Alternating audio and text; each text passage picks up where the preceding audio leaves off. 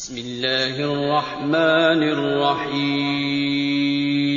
اور اگر تو ماں ہو کے قرآن پڑھے تو بیٹا نیزے کی نوک پہ قرآن سناتا ہے۔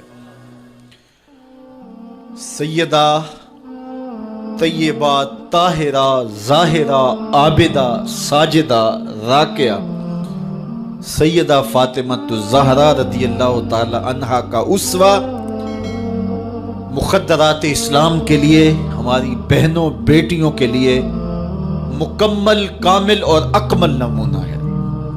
میری مائیں بہنیں بیٹیاں بھی پردے میں بیٹھ کے سن رہی ہیں، اور جو یہاں موجود نہیں ہیں، آپ لوگوں کی وساطت سے یہ پیغام ان تک بھی پہنچے گا۔ تو میں گزارش کروں گا، اس بے حیائی کے ماحول میں جبکہ میڈیا بے لگام ہے، سوشل میڈیا قیامت ڈھا رہا ہے، آنکھوں سے حیا اڑ گئی ہے، سوچوں میں آوارگی آ گئی ہے، لباس سمٹ کے بالکل واجبی سا رہ گیا ہے، اور حیا قصہ پارینہ بن گیا ہے۔ یہ اڑتے ہوئے آنچل، لہراتے ہوئے دوپٹے اور جو ہے وہ بکھرے ہوئے بال، یہ حیا کے جنازے سڑکوں کے اوپر گھومتے ہوئے، اور بازاروں میں صنفی آزادی اور جنسی بے رہروی اور جو کچھ ہم دیکھ رہے ہیں۔ تو آج ہم سیدہ فاطمہ الزہرا کے کردار کو خضر راہ بنائیں۔ اقبال کہتا ہے، مزرعہ تسلیم را حاصل بطول، مادرا را اسوائے کامل بطول۔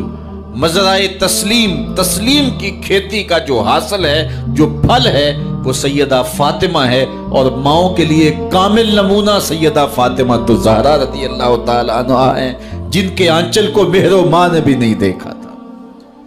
خادم کی شوہر کی خدمت بھی کرتی ہیں، بچوں کی تربیت بھی کرتی ہیں۔ آسیہ گردان و لب قرآن سرا، ادھر چکی بھی چل رہی ہے اور لبوں پر قرآن کے نغمے بھی جاری ہیں۔ آسیہ گرداں چکی چلا رہی ہیں، واللب قرآن سرا، اور اقبال کہتا ہے لبوں پر قرآن کے نغمے جاری ہیں۔ جب لبوں پہ قرآن کے نغمے ہو اور آٹا پیسا جا رہا ہو، تو پھر وہ گندم اور وہ آٹا جب بچے کھائیں گے تو پھر حسین ابن علی کے کردار ہی پیدا ہوں گے۔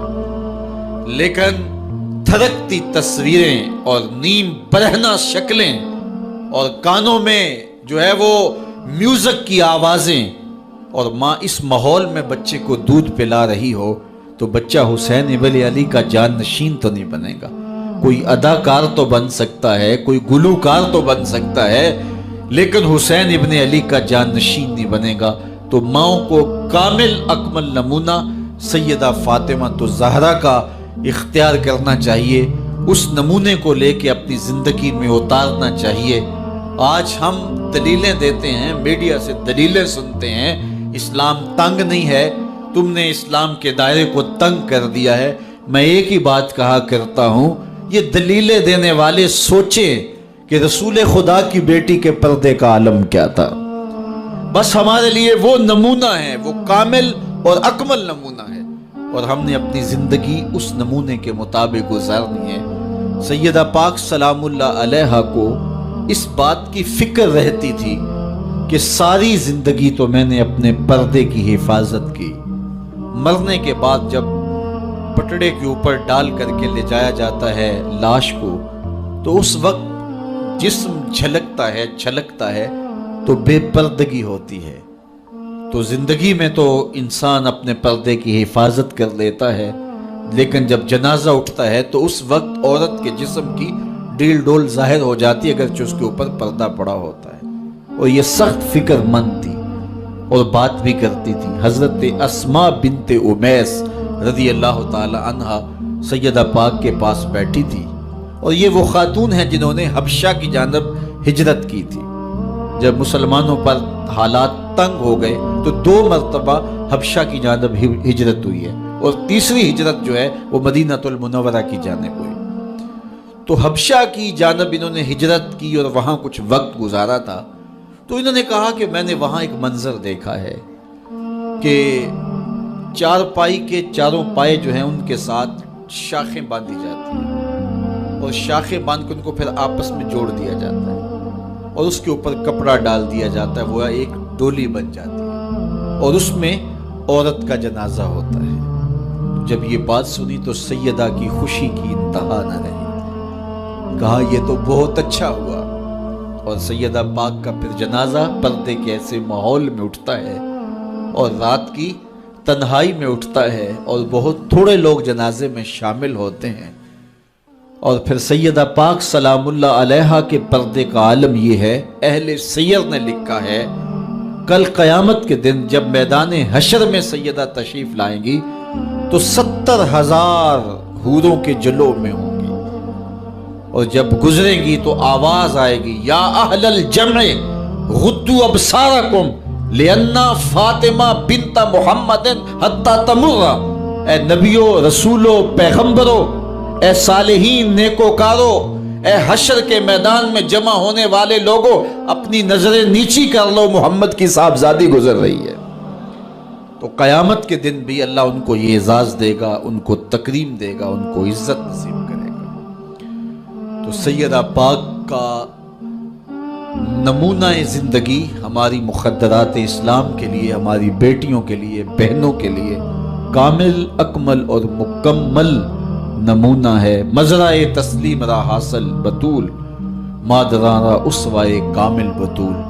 تو ان سے ہمیں سیکھنا ہے کہ انہوں نے اپنی ساری زندگی کیسے گزاری۔ آج کی عورت کہتی ہے کہ میں نہیں کر سکتی نماز، روزہ اور یہ امور نہیں بجا لا سکتی، بچوں کا بوجھ اتنا ہے، ان کی تربیت اور ان کو کھانا دینا، ان کو دودھ دینا، بار بار جو ہے وہ ان کا لباس تبدیل کرنا، کب وقت ہوتا ہے، میرے کپڑے بھی ناپاک ہو جاتے ہیں، تو کیسے میں ان کو جو ہے بچوں کو کروں اور اس کے بعد عبادات بھی وقت پہ کر سکوں، تو یہ بڑا مشکل ہے۔ وہ حضرت سیدہ کو دیکھیں کہ آپ اپنے کندھوں پہ مشکیزہ بھی اٹھا کے لاتی ہیں، چکی بھی پیستی ہیں، بیٹوں کی تربیت بھی کرتی ہیں، شوہر کی خدمت بھی کرتی ہیں، اور مصلی بچھا کے جب کھڑی ہوتی ہیں تو ساری رات قیام میں، کبھی رکوع میں، کبھی سجدے میں گزر جاتی ہے، اور پھر کہتی ہیں مالک تیری راتیں اتنی چھوٹی ہیں، تیری بندی کا ذوق بندگی ہی پورا نہیں ہوتا، ایک تو رات اتنی لمبی بنا دے جی بھر کے تجھے سجدہ ہی کر سکوں۔ تو انہیں شکوہ رہتا ہے کہ راتیں اتنی چھوٹی ہیں اور میرا ذوق بندگی ہی پورا نہیں ہوتا۔ سارا دن روزے سے گزرتا ہے، رات قیام میں، رکوع اور سجود میں گزرتی ہے، اور بیٹوں کی تربیت کی تو وہ کائنات نے ایسی تربیت کا جوہر نہیں دیکھا ہے جو سیدہ فاطمہ کے گھر میں پلنے والے بچوں میں تربیت کا رنگ نظر آیا، کہ انہوں نے اپنا خون دے دیا لیکن دین کی آن پہ آنچ نہیں آنے دی۔ تو ان کی زندگی ہمارے لیے، ہماری مخدرات اسلام کے لیے، بہنوں، بیٹی اور ماؤں کے لیے کامل اکمل نمونہ ہے۔ میری بہن، میری بیٹی، تو مغرب کی ٹینو نہیں ہے، تو مشرق کی بیٹی ہے، تو کوئی دیا نہیں ہے کہ جس کو جو چاہے اٹھا کے لے جائے، تو گھر کی رونق ہے، عزت ہے، آبرو ہے، تو سمٹ جائے گی تو معاشرہ پھیل جائے گا، اور تو اگر گھر میں سمٹ کے بچوں کو سنبھال لے گی تو امت بحر و بر پہ قابض ہوگی، لیکن اگر تو گھر کو نہ سنبھالا تو پھر امت کبھی بھی بامراد اور کبھی بھی سرخرو نہیں ہو سکتی۔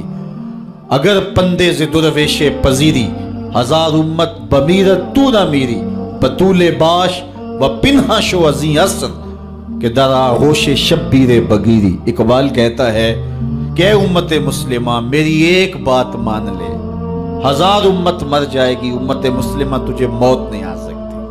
اور وہ کیا ہے؟ اللہ اکبر، بطول باش، قوم کی بہن سے، بیٹی سے، ماں سے مخاطب ہو کے اقبال بولتے ہیں بطول باش، بطول بن جا، وہ پنہا شو ازیں اثر، اور زمانے کی آنکھ سے پوشیدہ ہو جا، پھر در آغوش تو شبیر بگیری، پھر تیری آغوش میں بھی حسین ابن علی کے جانشین پرورش پائیں گے۔ تو اپنے آپ کو سمیٹ کے اس کردار کے سانچے میں ڈال لیا جائے۔ عورت کا دائرہ کار گھر ہے، چار دیواری ہے، اور اس چار دیواری کے ماحول کو آسودہ رکھے۔ وہ باہر نکل کر کے جو ہے وہ گھر کی ذمہ داریوں سے دست بردار نہ ہو، یہ ذمہ داریاں مرد کی ہیں کہ وہ باہر نکلے، اور ضروریات کو فراہم کرے۔ عورت کی ذمہ داری چار دیواری کی ہے، اس چار دیواری کو رونق بخشے اور تربیت پر نئی نسل کو بہتر بنانے کے لیے اپنی ساری صلاحیتیں صرف کر دے۔ ساری زندگی میں ایک اس کا بچہ بھی اگر قوم کو مل گیا تو قوم کی تقدیر بدل دے گا۔ مائی راستی ہیں یا ام الخیر ہیں، انہوں نے ایک بچے کی تربیت کی، آج مائیں کیوں نہیں کر سکتی؟ بابا فرید کی ماں بیٹے کے مزاج کو سمجھتی ہیں کہ یہ شکر کو بہت پسند کرتا ہے، تو شکر کی پڑیا مسلے کے نیچے رکھ دیتی ہے، اور بیٹا مسلح اٹھاتا ہے تو نیچے شکر کی پڑیا ملتی ہے، روز ڈیوٹی دیتی ہیں، اور بیٹا شوق سے نماز پڑھتا ہے، بعض میں شکر کی پڑیا بھی ملے گی۔ ایک دن کہیں گئی تھی تو نماز کا وقت ہوا، ماں وہاں بے چین ہے اور وہی مسلح بچھا کے کہتی ہے مالک میری لاج رکھنا۔ آج بیٹا مسلح اٹھائے اور اس کو شکر کی پڑیا نہیں ملے گی تو راز کھل جائے گا، تو بیٹا کہیں بدظن نہ ہو جائے، اس کا گمان یہ ہے کہ مالک اپنی کرم نوازیوں سے یہ پوری مجھے ڈائریکٹ دیتا ہے، درمیان میں کوئی نہیں ہے۔ اللہ اکبر۔ خیر ماں واپس پلٹی اور سب سے پہلے تجسس بھری نگاہ سے بیٹے کو دیکھ رہی تھی کہ بیٹا کوئی شکایت تو نہیں کرتا، لیکن فرید بیٹے کے لب پہ کوئی شکایت نہیں تھی۔ خیر ماں نے پوچھ لیا بیٹا نماز پڑھی تھی؟ کہا اماں نماز پڑھی تھی، لیکن آج جو شکر ملی ہے اس کا چس ہی کوئی اور تھا، اس کا ذائقہ ہی کوئی اور تھا۔ تو آنکھوں سے چھم چھم آنسو برسنے لگے، مالک تو نے میری لاج رکھ لی۔ تو پھر بتایا کہ بیٹے میں تو یوں ہی پڑیا رکھتی تھی، آج مالک نے جو ہے وہ میری لاج رکھی ہے اور تیرے مسلح کے نیچے پڑیا رکھ دی، پھر فرید بنا نا۔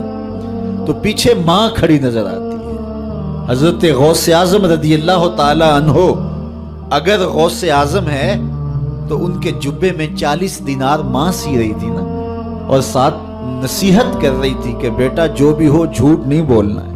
پھر ڈاکوؤں کو بتا رہے ہیں کہ 40 درہم تو میرے پاس بھی ہے، تو ڈاکو کہتے ہیں عجیب کہانی ہے، بھلا کو ڈاکو کو بھی پیسے بتایا کرتا ہے۔ کہا میری ماں نے کہا تھا جھوٹ نہیں بولنا، جو بھی ہو جائے لیکن جھوٹ نہیں بولوں گا۔ اب ڈاکو شرمندہ ہو کے بولتے ہیں یہ ماں سے جھوٹ نہیں بولتا، ہم رب کا حکم نہیں مانتے۔ اور یہ پہلے لوگ تھے جو حضرت غوث اعظم کے ہاتھ پہ جو ہے وہ توبہ کرنے والے تھے۔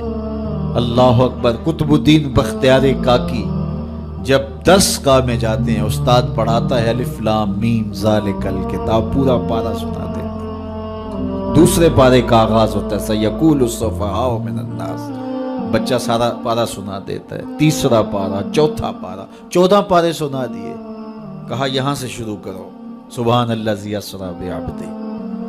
تو کہا بیٹا جس درس گاہ میں 14 پارے پڑھے تھے وہی بقیہ قرآن بھی حفظ کر لیا ہوتا۔ کہا استاد جی میں کسی درس گاہ میں نہیں گیا، میری ماں 14 پاروں کی حافظہ تھی، اور صبح جب اٹھتی تھی تو قرآن بھی پڑھنے لگتی اور کام کاج بھی کرتی، تو بچپن سے ہی سن کے ماں کی آغوش سے یہ 14 پارے یاد ہو گئے۔ تو مائیں اگر ایسی ہوں تو بیٹے ایسے ہوتے ہیں، اس لیے ماں کے کردار کو روشن کرنا ہوگا، ماں کے کردار کو بہتر کرنا ہوگا، اور ماؤں کے لیے کامل اکمل نمونہ سیدہ پاک سلام اللہ علیہا کا نمونہ زندگی ہے، اور ان کی زندگی کے ایک پہلو سے روشنی لے کر کے، اجالا لے کر کے مخدرات اسلام کی زندگیوں میں چراغاں کیا جا سکتا ہے، اور ان کی زندگی سے ایک اچھی نسل تیار ہو سکتی ہے۔